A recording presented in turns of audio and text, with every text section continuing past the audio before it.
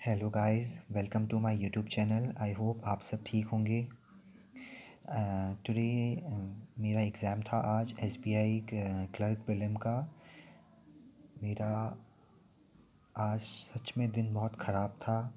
सारी होप्स जितनी भी थी वो सब ख़त्म हो गई। मुझे नहीं पता क्या हुआ, कैसे हुआ। मैं इस क्वेश्चंस अटैक मतलब स्टक कर गया। इतनी इजी पजल गाइस ये वाली। इसका सबसे पहले मैं आपको बता दूँ, एसबीआई का ओपनिंग सेक्शन उन लोगों ने थोड़ा चेंज कर दिया है। पहले रीजनिंग हो रहा है ओपन, फिर क्वांट, फिर इंग्लिश, ऐसे सीक्वेंस में खुल रहा है उनका टेस्ट एग्ज़ाम मतलब।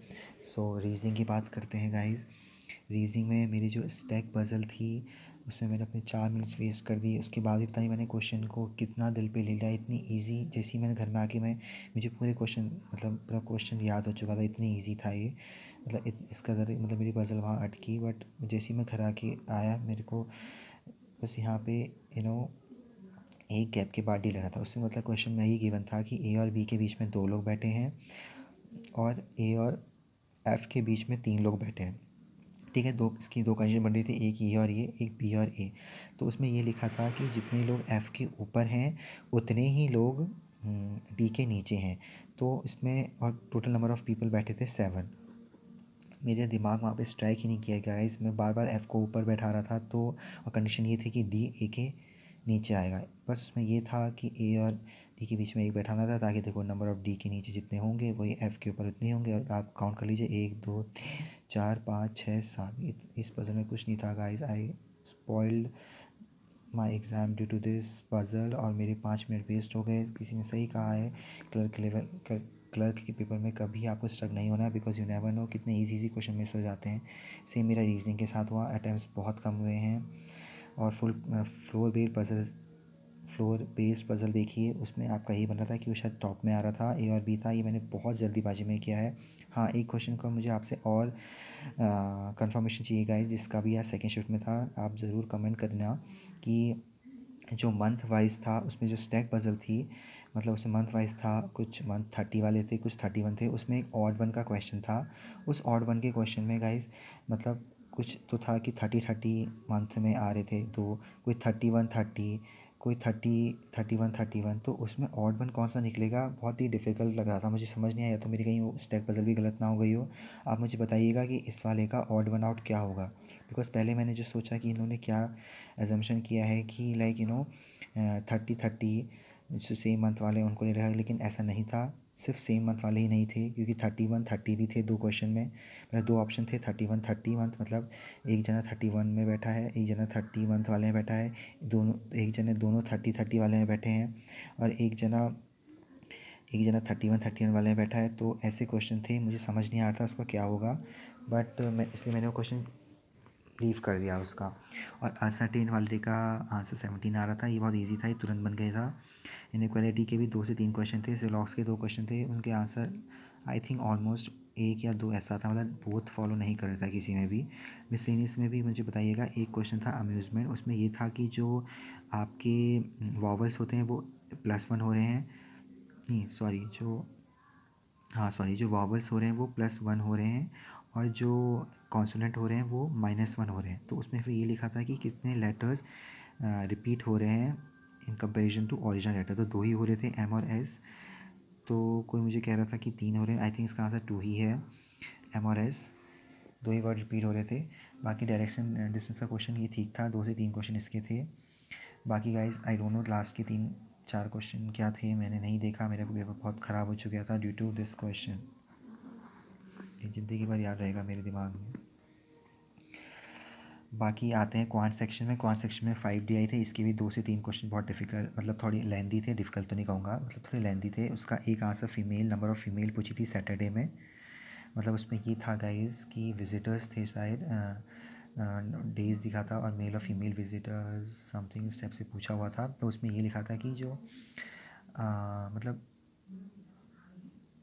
उसमें ये था कि 3 डेज़ के दिए हुए थे, 3 सिटीज़ की समथिंग इस टाइप से था। बट उसमें ये था कि सैटरडे संडे में एक का शायद 200 आ रहा था। अब मैंने 200 ही किया है, बिकॉज उसमें ये था कि जो टोटल नंबर ऑफ़ वो थे विजिटर सैटरडे संडे, उसका 60% फीमेल था जो कि 426 आ रहा था। ठीक है, अब उसमें ये लिखा था कि जो संडे में मेल हैं वो 114 है, तो 314 टोटल वो थे उसमें, क्या 226, मतलब हाँ 114 उसमें वो थे मेल थे। तो उस जो जो 114 मेल थे संडे में, उसमें से टोटल नंबर माइनस करेंगे तो फीमेल आ रहा था 226 आ रहा था। तो 226 को जब हम 426 से माइनस करेंगे, क्योंकि ये जो फीमेल थी ये संडे की थी और ये टोटल थे, तो टोटल में से जब फ्राइडे माइनस करेंगे, मतलब कहने का total in the sense of female Saturday और संडे की, तो संडे का निकाल दिया हमने, तो सैटरडे का पूछा था तो 200 आंसर आ रहा था। ऐसे ही मेरे 2 से 3 मिनट। और हाँ, मेरा इसमें एक क्वेश्चन था गाइज़, ये मैं आपको पहले बताता हूँ मिसलेनियस का। इसमें ये लिखा गिवन था कि जो सरकमफेरेंस था ऑफ अ सर्कल था वो 14 मोर देन था that of area of rectangle. तो इसमें क्या था, और इसमें ब्रेथ दी हुई थी r-3, तो इसकी r की वैल्यू 7 आ रही। इसमें मेरा 3 मिनट वेस्ट हुआ गाइज़। इतनी ये था कि लास्ट में ये बन गया, बट वही होता है ना, जब आप एक क्वेश्चन में ज़्यादा टाइम लगा देते हो तो समझ लीजिए आप किसी और क्वेश्चन के साथ कंपनसेट कर रहे हो। तो वहीं पर ही मेरा क्या हुआ, जो क्वालिटी के इजी क्वेश्चन से 2 से 3 वो मेरे मिस हो गए, और मेरा इसमें भी ओवरऑल टाइम बहुत कम रहा, और एक इसका सिंप्लीफिकेशन का क्वेश्चन भी मेरा नहीं बना, मेरा उसमें भी बहुत टाइम वेस्ट हुआ। पता नहीं, शायद कहते हैं ना कि गाइज़ आपका दिन होना चाहिए, आई डोंट नो वो दिन कब आएगा, इतना टाइम हो गया। ये मेरा लास्ट अटैम्प्ट था, मुझे इतना दुख हो रहा है, मैं आपको बता नहीं सकता। मेरी लॉट ऑफ होप्स थी इस एग्ज़ाम से, बिकॉज़ मेरा अभी पीओ मेंस का भी पेपर है। तो मैं सोच रहा था कि मैं अपना बेस्ट दूँ, और बेस्ट देने के साथ साथ मतलब जो मेरा फॉर्म चल रहा है पढ़ाई का वो मेंस का चलते रहे।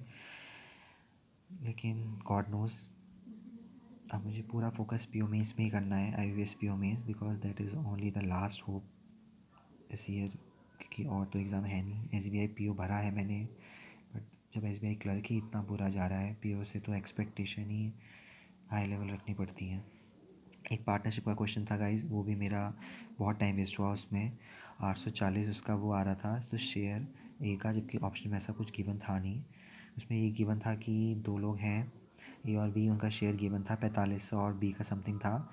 बी कुछ टाइम बाद ज्वाइन करा था, और दोनों का मंथली का रेशियो दिया हुआ था 3:4। वो शायद कुछ मैं मिस करा था उसमें। बाकी बात करते हैं गाइज इंग्लिश सेक्शन की। इंग्लिश सेक्शन में मिसस्पेल्ड के आपको बताइएगा आंसर क्या थे। यही आया, एक लाइक था, डिफरेंशिएट की स्पेलिंग गलत थी, एक ये आंसर होगा। एक फिट होता है, फीट गिवन था, तो ये स्पेलिंग एरर हो गई। फिट एंड यंग जिसे बोलते हैं ना। बाकी 2 मुझे याद नहीं आ रहे, इजी थे वो, आप होप्स आप लोगों ने कर लिए होंगे। आरसी बेस था टॉय कंपनी के ऊपर, इसका पैसेज ठीक था। जिसकी इंग्लिश अच्छी है वो आराम से उसने सारे अटैम्प्ट कर लिए होंगे, जिसकी थोड़ी सी हल्की सी थोड़ा खतरा है इंग्लिश में, तो उसने 2 से 3 क्वेश्चन छोड़े होंगे जैसे मैंने छोड़े हैं। बाकी एक इसमें ये वर्ड था अनवील्ड, इसका ऑपोजिट पूछा था।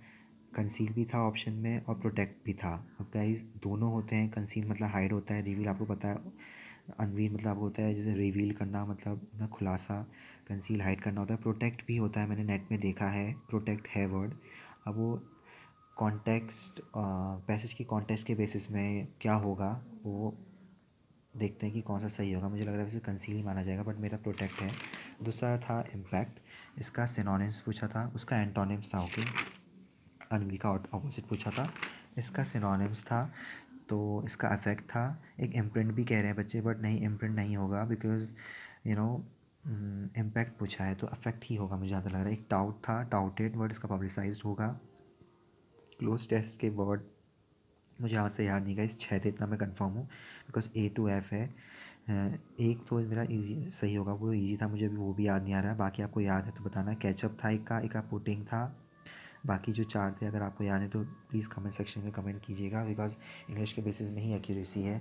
लास्ट में गाइज अटैम्प्ट लेस देन 80 है, so I don't want to share my attempts. अगर एग्ज़ाम होगा तो डेफिनेटली इसी चैनल में आप बने रहिएगा। जो आज चैनल में नए हैं ज़रूर इसको सब्सक्राइब करके जाइएगा, थोड़ा मोटिवेशन मिलता है गाइज़। मैं आप लोगों के लिए हमेशा कोई जो भी पेपर मैंने दिया होता है मैं एनालिसिस लेके आता हूँ, तो मैं आपसे इतना ही एक्सपेक्ट कर सकता हूँ कि आप मेरे वीडियो को लाइक और कमेंट एंड सब्सक्राइब करके जाइएगा, ज़रूर करिएगा। और मेरा अगर एग्ज़ाम क्लियर होता है लकीली तो मैं ज़रूर आपको शेयर करूँगा इसी चैनल पे, बने रहिएगा। बाकी और बाकी जिसका भी थर्ड और फोर्थ शिफ्ट में उसको ऑल द बेस्ट, और अपकमिंग शिफ्ट में कभी भी आपका एग्ज़ाम है तो उसके लिए भी ऑल द बेस्ट। अपना अच्छे से दे दीजिएगा एग्ज़ाम। बट वही है ना गाइस, स्टक मत होना, नॉट गेट स्टक, है ना, क्योंकि अगर आप स्टक हो गए तो आपका समझो पेपर गया। मेरा आज ऐसा ही हुआ है। क्वांट और रीजनिंग में बहुत इजी क्वेश्चंस मैंने मिस कर दिए हैं, क्वाड्रेटिक मिस कर दिया, देखा नहीं, पजल इतनी इजी थी जो मिस हो गई। आप प्लीज़ मत कीजिएगा ऐसा। Thank you everyone.